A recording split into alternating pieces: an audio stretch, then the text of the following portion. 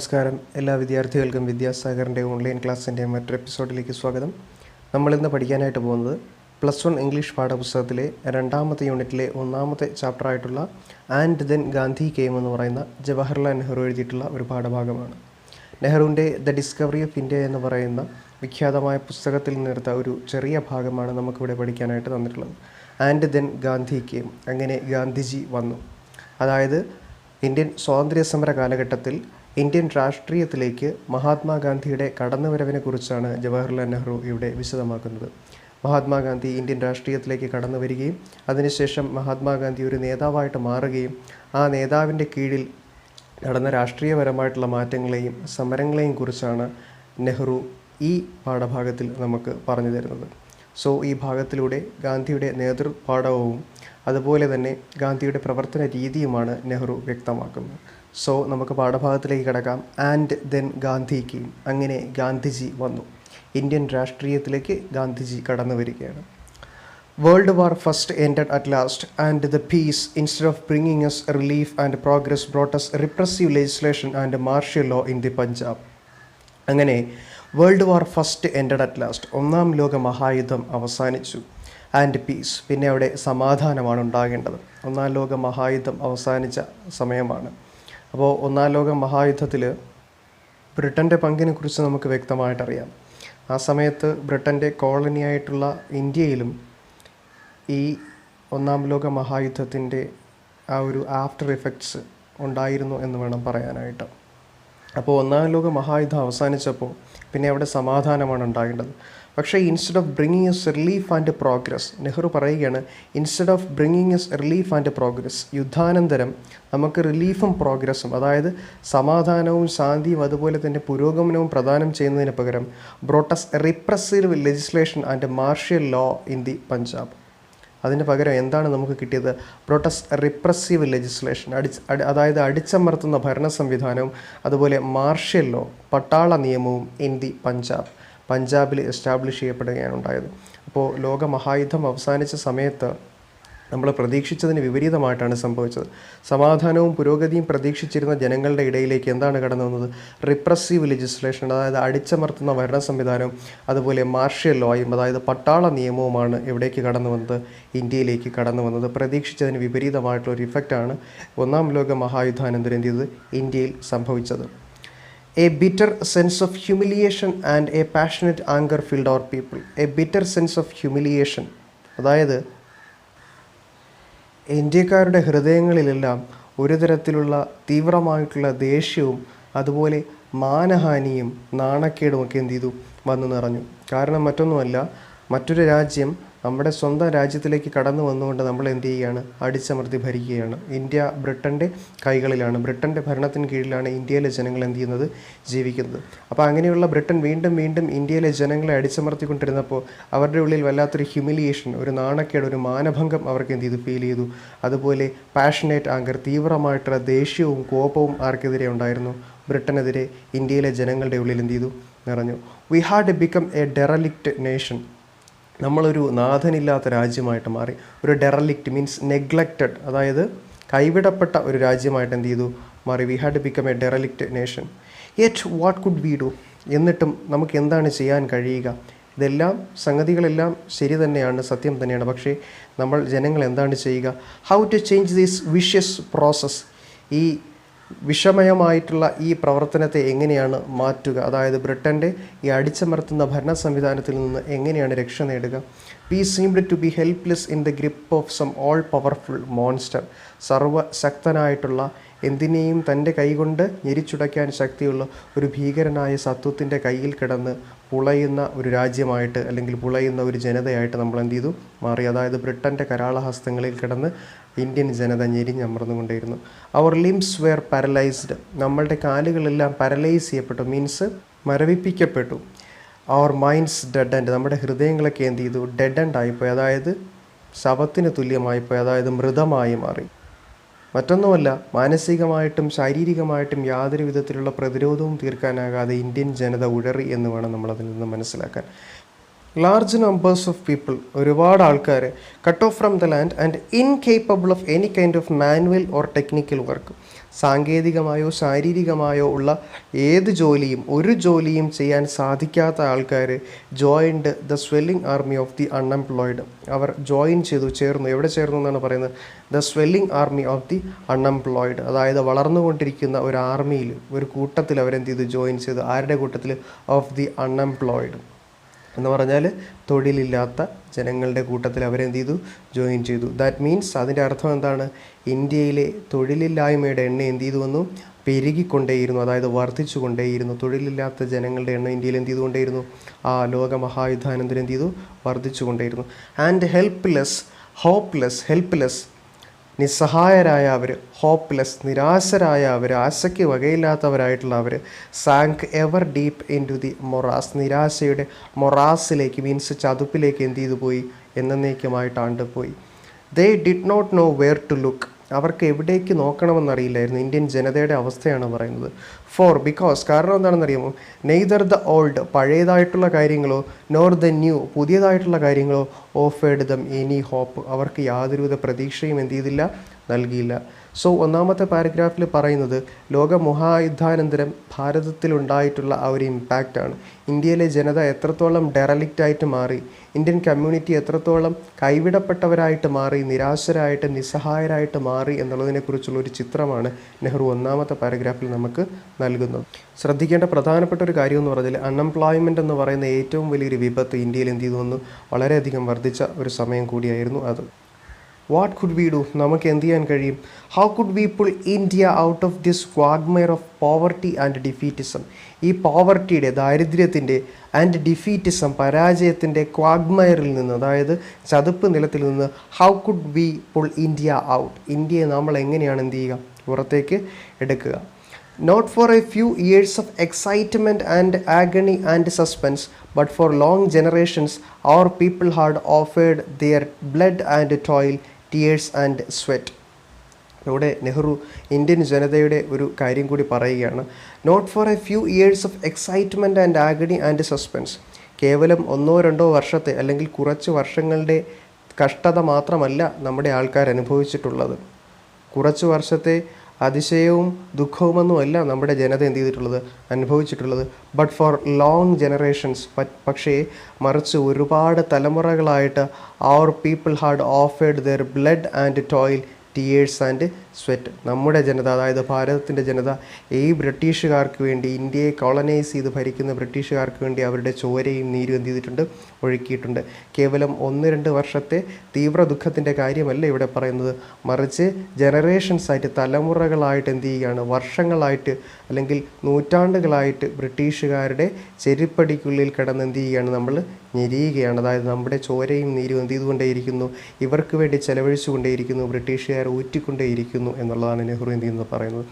And this process, ഈ ഒരു പ്രവർത്തനം, അതായത് ഇന്ത്യൻ ജനതയെ പിഴിഞ്ഞ് ഇന്ത്യൻ ജനതയിൽ നിന്ന് ലാഭമുണ്ടാക്കി ഇന്ത്യൻ ജനതയെ കേവലം കരിമ്പിൻ ചണ്ടി പോലെ വലിച്ചെറിയുന്ന ആ ഒരു പ്രവർത്തനം had eaten its way deep into the body and soul of India, ഇന്ത്യയുടെ ശരീരത്തെയും ആത്മാവിനെ എന്ത് ചെയ്ത് കഴിഞ്ഞു? കാർന്ന് തിന്നു കഴിഞ്ഞിരിക്കുകയാണ്. Poisoning every aspect of our life, നമ്മളുടെ ജീവിതത്തിൻ്റെ സമസ്ത മേഖലകളെയും എന്താക്കിക്കൊണ്ട്? പോയ്സൺ ചെയ്തുകൊണ്ട്, മീൻസ് വിഷലിപ്തമാക്കിക്കൊണ്ട്. അതായത് ഈ പ്രോസസ്സിലൂടെ ലാഭം കൊയ്യുന്നത് ബ്രിട്ടീഷ് പീപ്പിൾ മാത്രമാണ്. ഭാരതത്തിനും ഭാരതത്തിൻ്റെ ജനങ്ങൾക്കും യാതൊരു വിധത്തിലുള്ള എന്തില്ല? ഒരു ലാഭവും ഇല്ല, അതിൽ നിന്നും നഷ്ടം മാത്രമേ സംഭവിക്കുന്നുള്ളൂ. ഇന്ത്യക്കാർ ചോരയും നീരും ഒഴുക്കി ആർക്ക് വേണ്ടി പണിയെടുക്കുകയാണ്? ബ്രിട്ടീഷുകാരുടെ ലാഭത്തിന് വേണ്ടി എന്ത് ചെയ്യുകയാണ്? പണിയെടുക്കുകയാണ്. ആ ഒരു സംഗതിയാണ് നെഹ്റു ഈ പാരഗ്രാഫിലൂടെ എന്ത് ചെയ്യുന്നത്? പറഞ്ഞു വയ്ക്കുന്നത്. അങ്ങനെ ഭാരതത്തിലെ ജനങ്ങളുടെ ജീവിതത്തിൻ്റെ സമസ്ത മേഖലകളെയും വിഷലിപ്തമാക്കിക്കൊണ്ടിരിക്കുന്ന ആ പ്രവർത്തനം നടക്കുന്ന സമയത്താണ് and then Gandhi came, Mahatma Gandhi എവിടേക്ക് വരുന്നത്? ഇന്ത്യൻ ജനതയുടെ ഇടയിലേക്ക് കടന്നു വരുന്നത്, ഇന്ത്യൻ രാഷ്ട്രീയത്തിലേക്ക് കടന്നു വരുന്നത്. He was like a powerful current of fresh air that made us stretch ourselves and take deep breaths. ഗാന്ധിയുടെ കടന്നുവരവിനെ നെഹ്റു ഉപമിക്കുകയാണ്. He was like a powerful current of fresh air. അദ്ദേഹം ഒരു ശുദ്ധവായു പ്രവാഹം പോലെയായിരുന്നു. എത്രത്തോളം ശക്തിയുള്ള ശുദ്ധവായു പ്രവാഹം എന്നറിയാമോ? That made us stretch ourselves, ഞങ്ങളെ ഒന്ന് മൂരി നിവരാനായിട്ട് അനുവദിച്ച ശുദ്ധവായു പ്രവാഹമായിരുന്നു. And take deep breaths, breath എന്താണെന്ന് നമുക്കറിയാം. ദീർഘനിശ്വാസം അഥവാ ശ്വാസം. നമ്മളെയൊക്കെ ശ്വാസം എടുക്കാനായിട്ട് സഹായിച്ച, ദീർഘനിശ്വാസം എടുക്കാനായിട്ട് സഹായിച്ച ഒരു ശുദ്ധവായു പ്രവാഹമായിരുന്നു ഗാന്ധി. അപ്പോൾ നമ്മൾ മനസ്സിലാക്കാനുള്ളത്, അത്രയും നാൾ വരെ ഗാന്ധിയുടെ അറൈവൽ വരെ ഇന്ത്യൻ ജനതയുടെ ശ്വാസം മുട്ടിക്കഴിയുകയായിരുന്നു. ഗാന്ധി വന്നത് ഒരു ശുദ്ധവായു പ്രവാഹം പോലെയായിരുന്നു. ജനങ്ങൾക്കൊരു ജീവവായു നൽകുന്ന ശക്തിയായിരുന്നു മഹാത്മാഗാന്ധിയിൽ നിന്ന് എന്ത് ചെയ്ത് ഉണ്ടായത്. വീണ്ടും അദ്ദേഹത്തെ മറ്റൊരു ഉപമ നടത്തുകയാണ്. He was like a beam of light that pierced the darkness and removed the scales from our eyes. He was like a beam of light. അദ്ദേഹം ഒരു പ്രകാശകിരണത്തെ പോലെയായിരുന്നു. എങ്ങനെയുള്ള പ്രകാശകിരണം? ദാറ്റ് പിയേഴ്സ്ഡ് ദി ഡാർക്ക്നെസ്, അന്ധകാരത്തെ ഭേദിച്ച പ്രകാശകിരണം. അന്ധകാരം അജ്ഞതയുടെ ഒരു സിമ്പലാണ്. അതായത് അജ്ഞരായിട്ടുള്ള ജനങ്ങൾക്കിടയിലൊരു പ്രകാശകിരണമായിട്ടൊരു ജ്യോതിസായിട്ടാണ് എന്ത് ചെയ്തത്? ഗാന്ധിജി തെളിഞ്ഞു വന്നത്. And removed the scales from our eyes. അന്ധകാരത്തെ കീറിമുറിച്ച് കടന്നു പോവുക മാത്രമല്ല, removed the scales from our eyes, ഞങ്ങളുടെ കണ്ണുകളിൽ വെച്ചിരുന്ന മറകളെ നീക്കം ചെയ്യുകയും ചെയ്തു. അപ്പോൾ നമ്മളൊരു കാര്യം മനസ്സിലാക്കുക, അജ്ഞരായിരുന്ന ഇന്ത്യൻ ജനത, പല കാര്യങ്ങളും കണ്ടിട്ടും പ്രതികരിക്കാൻ കഴിയാത്ത, പല കാര്യങ്ങളും കാണാൻ കഴിയാത്ത ഇന്ത്യൻ ജനതയ്ക്ക് മഹാത്മാഗാന്ധി എന്ത് ചെയ്തത്? അവതരിച്ചത്. And he was like a whirlwind. മറ്റൊരു ഉപമ നടത്തുകയാണ്. He was like a whirlwind. അദ്ദേഹം ഒരു ചുഴലിക്കാറ്റായിരുന്നു. That upset many things. ഒരുപാട് കാര്യങ്ങളെ അപ്സെറ്റ് ചെയ്ത, മീൻസ് തകിടം മറിച്ചൊരു ചുഴലിക്കാറ്റായിരുന്നു Mahatma Gandhi. But most of all working the people's minds. ഏറ്റവും കൂടുതൽ കാര്യങ്ങളെ അട്ടിമറിച്ച, അല്ലെങ്കിൽ തകിടം മറിച്ച ആ വേൾഡ് വിൻഡ് മഹാത്മാഗാന്ധി എന്ന് പറയുന്ന ആ ഒരു കൊടുങ്കാറ്റ്, but most of all working of people's minds. ഏറ്റവും കൂടുതൽ ജോലി ചെയ്ത, അല്ലെങ്കിൽ ഏറ്റവും കൂടുതൽ കോളിളക്കം സൃഷ്ടിച്ചത് എവിടെയായിരുന്നു? വർക്കിംഗ് ഓഫ് പീപ്പിൾസ് മൈൻഡ്സ്, ജനഹൃദയങ്ങളിലായിരുന്നു. അതായത് ഇന്ത്യൻ ജനതയുടെ ഹൃദയങ്ങളിൽ, മനസ്സിടങ്ങളിൽ, ബൗദ്ധിക തലങ്ങളിലായിരുന്നു മഹാത്മാഗാന്ധി എന്ന് പറയുന്ന ആ ഒരു കൊടുങ്കാറ്റ് ഏറ്റവും കൂടുതൽ പരിവർത്തനം സൃഷ്ടിച്ചത്. He did not descend from the top. അദ്ദേഹം ആകാശത്ത് നിന്നും താഴേക്ക് ഇറങ്ങി വന്ന ഒരു മനുഷ്യനല്ല. He seemed to emerge from millions of India. ദശലക്ഷക്കണക്കിന് ഇന്ത്യക്കാരുടെ ഇടയിൽ നിന്ന് ഉയർന്നു വന്ന ഒരു നേതാവായിരുന്നു മഹാത്മാഗാന്ധി. സ്പീക്കിംഗ് ദിയർ ലാംഗ്വേജ്, അവരുടെ ഭാഷ സംസാരിച്ചുകൊണ്ട് അവരിൽ ഒരാളായിട്ട്, അവർക്കിടയിൽ നിന്ന് അവർക്ക് വേണ്ടി സംസാരിക്കുന്ന ഒരാളായിട്ട് ഉയർന്നു വന്ന ഒരാളായിരുന്നു, ഒരു നേതാവായിരുന്നു മഹാത്മാഗാന്ധി. അല്ലാതെ പുണ്യാളനായിട്ട് ആകാശത്ത് നിന്നും ദൈവം നേരിട്ട് നൂലിൽ കെട്ടിയിറക്കിയ ഒരു മനുഷ്യൻ അല്ലായിരുന്നു. അതുകൊണ്ട് തന്നെ മഹാത്മാഗാന്ധിക്ക് ജനങ്ങളുടെ ഇടയിൽ സ്വീകാര്യത വളരെ കൂടുതലായിരുന്നു. മഹാത്മാഗാന്ധി വന്നിട്ട് ആദ്യമായിട്ട് ആഹ്വാനം ചെയ്തത് ഇങ്ങനെയാണ്: get of the backs of these പെസൻസ് and workers. ഈ കർഷകരുടെയും വർക്കേഴ്സ്, തൊഴിലാളികളുടെയും മുതുകിൽ നിന്ന് നിങ്ങൾ മാറണം. അതായത് എന്തിനും ഏതിനും ഭാരം കർഷകർക്കും തൊഴിലാളികൾക്കും നൽകുന്ന ആ സമ്പ്രദായത്തിന് അവസാനമിടണം. അടിസ്ഥാന വർഗമായിട്ടുള്ള കർഷകരെയും അതുപോലെ തന്നെ വർക്കേഴ്സിനെയും തൊഴിലാളികളെയും ചൂഷണം ചെയ്യുന്ന ഈ സമ്പ്രദായത്തിന് നിർത്തലുണ്ടാക്കണം എന്നാണ് മഹാത്മാഗാന്ധി ആദ്യമായിട്ട് ആഹ്വാനം ചെയ്തത്. ഹി ടോൾഡ് അസ്, അദ്ദേഹം നമ്മളോട് പറഞ്ഞത് ഇങ്ങനെയാണ്: all of you who live by their exploitation, get rid of the system that produces this poverty and misery. all of you who live by their exploitation, അവരെ ചൂഷണം ചെയ്ത് ജീവിക്കുന്ന നിങ്ങളുണ്ടല്ലോ, നിങ്ങൾ എന്താണ് ചെയ്യേണ്ടത്? Get rid of the system that produces this poverty and misery. ഈ poverty, ദാരിദ്ര്യത്തെയും അതുപോലെ തന്നെ മിസറി, സങ്കടത്തെയും ഉണ്ടാക്കി വയ്ക്കുന്ന ഈ സിസ്റ്റത്തെ, അതായത് ഈ രീതിയെ നിങ്ങൾ എന്ത് ചെയ്യണം? മാറ്റം വരുത്തണം. ഈ രീതിയെ നിങ്ങൾ എന്നേക്കുമായിട്ട് എന്ത് കളയണം? വിട്ടുകളയണം. ഈ രീതിയിൽ നിന്ന് മോചിതരാവണം. അതായത് എന്തിനും ഏതിനും അടിസ്ഥാന വർഗമായിട്ടുള്ള കർഷകരെയും തൊഴിലാളികളെയും ചൂഷണം ചെയ്യുന്ന ആ സിസ്റ്റത്തിന് ഗാന്ധിജി നിശിതമായിട്ട് എന്ത് ചെയ്തു? വിമർശിച്ചു, എതിർത്തു.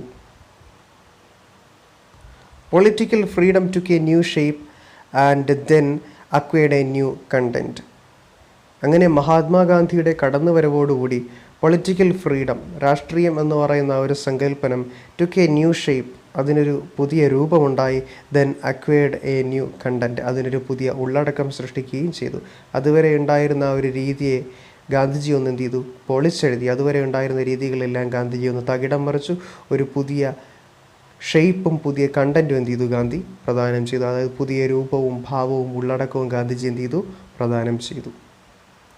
Much that he said we only partially accepted or sometimes did not accept all.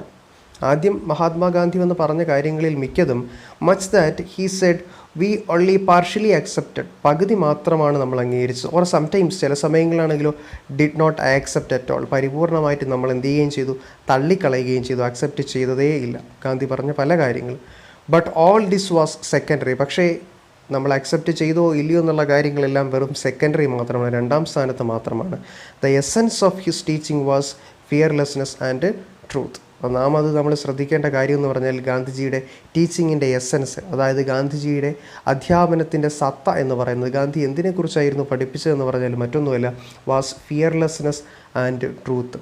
Gandhi നിർഭയത്വത്തെക്കുറിച്ചും ഫിയർലെസ്നെസ്സിനെക്കുറിച്ചും, ഭയം ഇല്ലാതിരിക്കുന്ന അവസ്ഥയെക്കുറിച്ചും, ആൻഡ് ട്രൂത്ത് സത്യം എന്ന് പറയുന്ന ആ ഒരു വികാരത്തെക്കുറിച്ചുമാണ് ഗാന്ധി, അല്ലെങ്കിൽ ആ ഒരു ഗുണത്തെക്കുറിച്ചുമാണ് ഗാന്ധി എന്ത് ചെയ്ത് പഠിപ്പിച്ചത്. And action allied to these, ഇതുമായിട്ട് ബന്ധപ്പെട്ട പ്രവർത്തനങ്ങളെക്കുറിച്ച്, എന്തുമായിട്ട്, ഫിയർലെസ്നെസ്സും അതുപോലെ തന്നെ ട്രൂത്തുമായിട്ട് ബന്ധപ്പെട്ട, സത്യവും നിർഭയത്വവുമായിട്ട് ബന്ധപ്പെട്ട പ്രവർത്തനങ്ങളെക്കുറിച്ചുമാണ് എന്ത് ചെയ്ത് ഗാന്ധിജി നമുക്ക് പഠിപ്പിച്ചിരുന്നത്.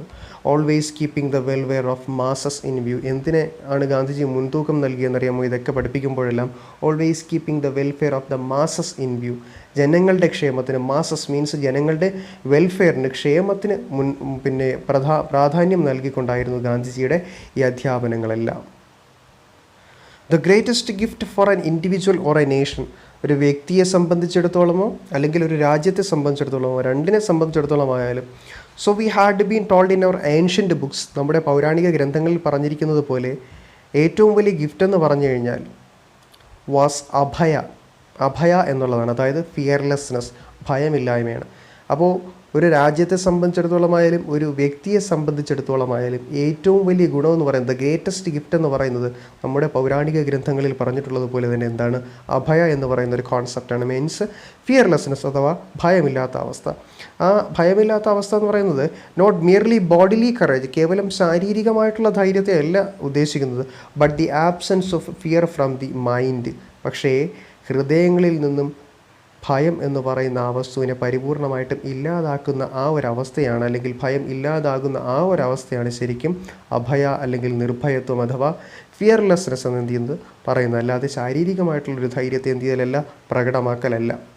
The dominant impulse in India under the British rule was that of fear, pervasive, oppressing, strangling fear.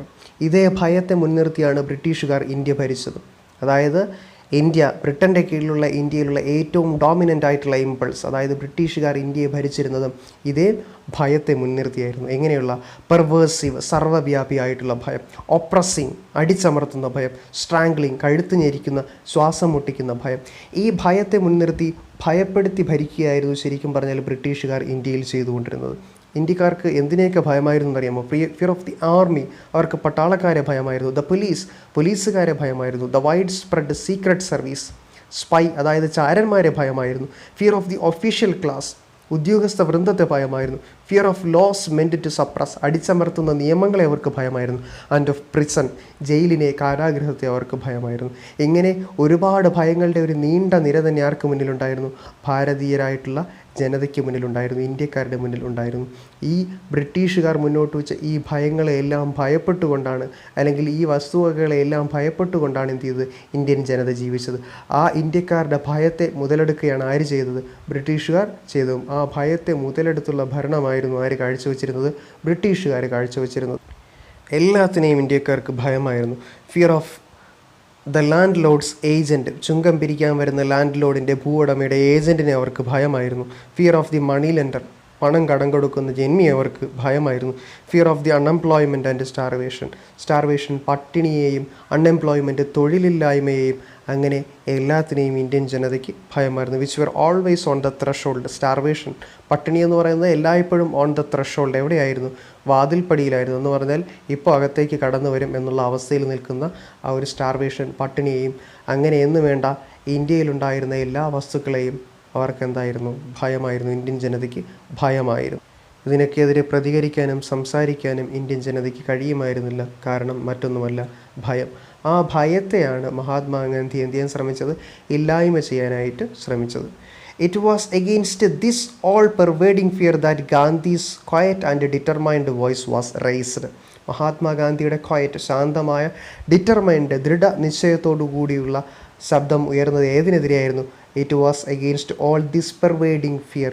ഇങ്ങനെയുള്ള സർവ്വവ്യാപിയായിട്ടുള്ള നമ്മളെ എല്ലായ്പ്പോഴും പിന്തുടർന്നു കൊണ്ടിരിക്കുന്ന ഇങ്ങനെയുള്ള ഭയത്തിനെതിരെയായിരുന്നു മഹാത്മാഗാന്ധിയുടെ ശക്തമായ സ്വരേന്തിയത് ഉയർന്നത്. ബി നോട്ട് അഫ്രൈഡ്, നിങ്ങൾ ഭയക്കേണ്ട കാര്യമില്ല, മഹാത്മാഗാന്ധി പറഞ്ഞതാണ്. B not afraid. Was it so simple as all that? അതത്ര എളുപ്പമാണോ ഭയമില്ലാതാക്കുക എന്ന് പറയുന്നത്? അല്ല, നോട്ട് ക്വൈറ്റ്. തീർച്ചയായിട്ടും ഭയം എന്നുള്ള അവസ്ഥയിൽ നിന്ന് നിർഭയത്വം കൈവരിക്കുക എന്ന് പറയുന്നത് തീർത്തും സിമ്പിളായിട്ടുള്ളൊരു കാര്യമേ അല്ല, അല്ല. And yet fear builds its phantoms which are more fearsome than reality itself. ഈ ഭയത്തിനൊരു പ്രത്യേകതയുണ്ട്. And yet fear builds its phantoms. ഭയം നമ്മുടെ ഉള്ളിൽ കുറച്ച് ഫാൻറ്റംസിനെ, രൂപങ്ങളെയൊക്കെ എന്ത് ചെയ്യും? സൃഷ്ടിക്കും. ശരിക്കും പറഞ്ഞാൽ which are more fearsome than reality it self.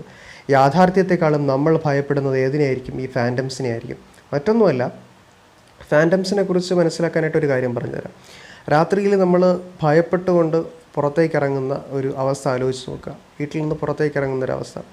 അപ്പോൾ ചിലപ്പോൾ എന്തെങ്കിലുമൊക്കെ നിഴലിൽ നിന്ന് എന്ത് ചെയ്യുന്നത് കാണും? ആടുന്നത് കാണും. ചിലപ്പോൾ ഒരു വാഴയുടെ കൈയുടെ നിഴലായിരിക്കും നിന്ന് ആടുന്നത് കാണുന്നത്. പക്ഷേ നമ്മുടെ മനസ്സിൽ പെട്ടെന്ന് ഈ വാഴയുടെ കൈയുടെ നിഴൽ കാണുന്ന സമയത്ത് നമ്മുടെ മനസ്സിൽ നമ്മൾ മറ്റ് ചില സംഗതികൾ എന്ത് ചെയ്യും? ഇമാജിൻ ചെയ്യും. ശരിക്കും പറഞ്ഞാൽ ഈ ഒറിജിനലായിട്ടുള്ള ഭയത്തേക്കാൾ നമ്മളെ ഭയപ്പെടുത്തുന്നത് നമ്മുടെ മനസ്സിലുണ്ടാകുന്ന ഈ ക്രിയേറ്റഡ് ആയിട്ടുള്ള സംഗതിയാണ്. അത് മറ്റെന്തെങ്കിലും ആയിരിക്കുന്നത് നമ്മൾ തന്നെ സ്വയം ചിന്തിക്കുന്ന ആ ഒരവസ്ഥ. അങ്ങനെ നമ്മുടെ മനസ്സിൽ നമ്മളിങ്ങനെ സ്വയം ചിന്തിച്ചുണ്ടാക്കിയെടുക്കുന്ന ആ രൂപങ്ങളാണ് ഫാൻറ്റംസ് എന്ന് എന്ത് ചെയ്യുന്നത് പറയുന്നത്.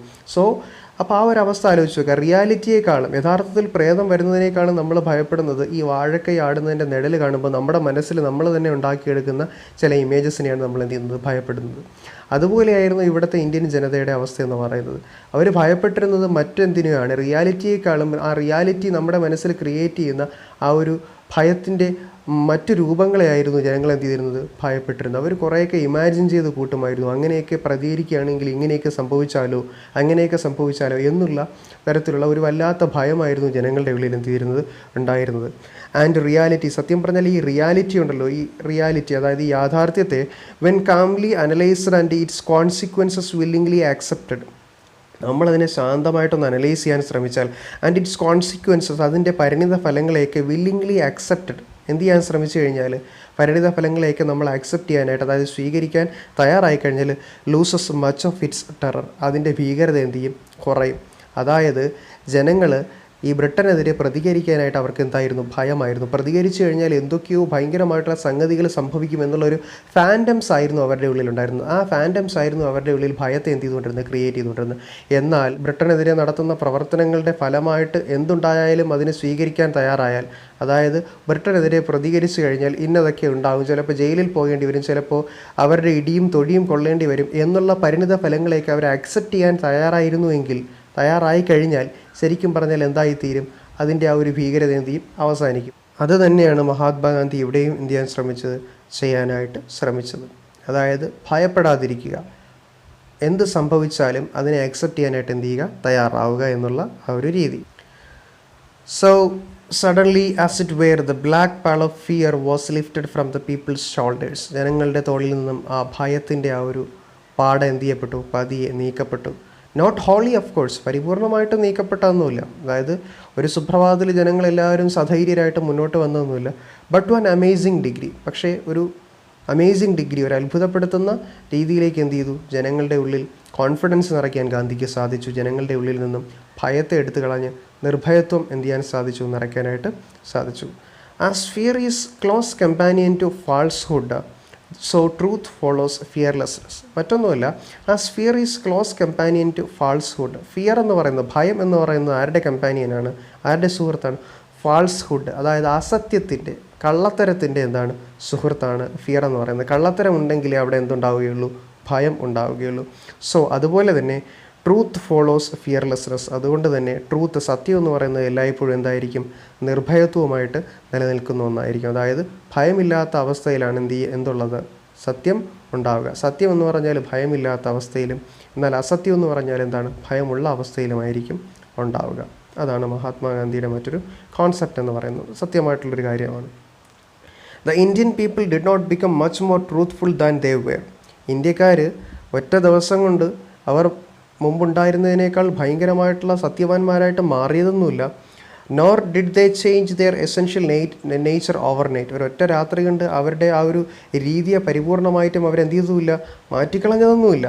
നെവർത്തലെസ്, എന്നിരുന്നാലും a sea change was visible as the need for falsehood and furtive behaviour lessened. A sea change was visible. അവിടെ ഒരു അടിമുടിയുള്ള മാറ്റം നമുക്ക് കാണാനായിട്ട് സാധിച്ചു. അതായത് പ്രകടമായിട്ടുള്ളൊരു മാറ്റം അവിടെ കാണാനായിട്ട് സാധിച്ചു. ഒറ്റ രാത്രി കൊണ്ട് ജനങ്ങൾ അവരുടെ രീതികൾ മാറ്റുകയോ നിർഭയത്വം അവരുടെ ഹൃദയങ്ങളിലേക്ക് ഇറങ്ങുകയോ ഒന്നും ചെയ്തതൊന്നുമില്ല. ഒറ്റ രാത്രി കൊണ്ട് അവർ സത്യവാന്മാരായിട്ട് എന്ത് ചെയ്തുമില്ല, മാറിയതുമില്ല. പക്ഷേ ഒരു സീ ചേഞ്ച്, അതായത് ഒരു പ്രകടമായിട്ടുള്ള മാറ്റം ജനങ്ങളിൽ എന്ത് ചെയ്യാൻ സാധിച്ചു, കാണാനായിട്ട് സാധിച്ചു. എങ്ങനെയാണ്? As the need of falsehood and furtive behaviour lessened. എന്തിൻ്റെ തോത് കുറഞ്ഞപ്പോൾ നീഡ് ഫോർ ഫാൾസ്ഹുഡ്, അസത്യത്തിൻ്റെയോ അതുപോലെ തന്നെ ഫർട്ടീവ് ബിഹേവിയർ മീൻസ് രഹസ്യമായിട്ടുള്ള അല്ലെങ്കിൽ ഈ ഒളിച്ചു വയ്ക്കുന്ന തരത്തിലുള്ള ആ ബിഹേവിയർ, അവരുടെ ആ ഒരു സ്വഭാവത്തിൻ്റെയും ആവശ്യം ഇല്ല എന്നവരെന്ത് ചെയ്തപ്പോൾ മനസ്സിലായപ്പോൾ, പിന്നിലേക്ക് വലിക്കുന്ന ആ ഒരു മോശമായിട്ടുള്ള സ്വഭാവം അല്ലെങ്കിൽ ഫർട്ടീവ് രഹസ്യമായിട്ടുള്ള ആ ഒരു സ്വഭാവം ഇനി എന്ത് ചെയ്തപ്പോൾ അതിൻ്റെ ആവശ്യമില്ല എന്ന് ജനങ്ങൾ മനസ്സിലാക്കിയപ്പോൾ, ഫാൾസ്ഹുഡ് അസത്യത്തിനോടൊപ്പം നിൽക്കേണ്ട ആവശ്യമില്ല എന്ന് ജനങ്ങൾ മനസ്സിലാക്കിയപ്പോൾ ജനങ്ങൾ കൂടുതൽ സത്യവാന്മാരായിട്ടും അല്ലെങ്കിൽ കൂടുതൽ എന്തായിട്ടും ധൈര്യമുള്ളവരായിട്ടും മാറുന്നതായിട്ട് കാണാനായിട്ട് സാധിച്ചു. അത് ഭയങ്കരമായിട്ടുള്ളൊരു തോതിലല്ല, എന്നാലും പ്രകടമായ തോതിലൊരു മാറ്റം കാണാനായിട്ട് എന്ത് ചെയ്തു, സാധിച്ചു. It was A psychological change. അതൊരു മനഃശാസ്ത്രപരമായിട്ടുള്ളൊരു മാറ്റമായിരുന്നു, ജനങ്ങളുടെ ഹൃദയങ്ങളിൽ ഉണ്ടായ മാറ്റം. ഗാന്ധിജിയെ അവിടെ ചെയ്തൊരു മനഃശാസ്ത്രജ്ഞൻ്റെ പാടവത്തോടു കൂടിയായിരുന്നു ആ പ്രവർത്തനങ്ങളൊക്കെ ഏറ്റെടുത്തത്. ഓൾമോസ്റ്റ് ഏതുപോലെയായിരുന്നു എന്നറിയാമോ? അത് almost as if some expert in psycho analytical methods.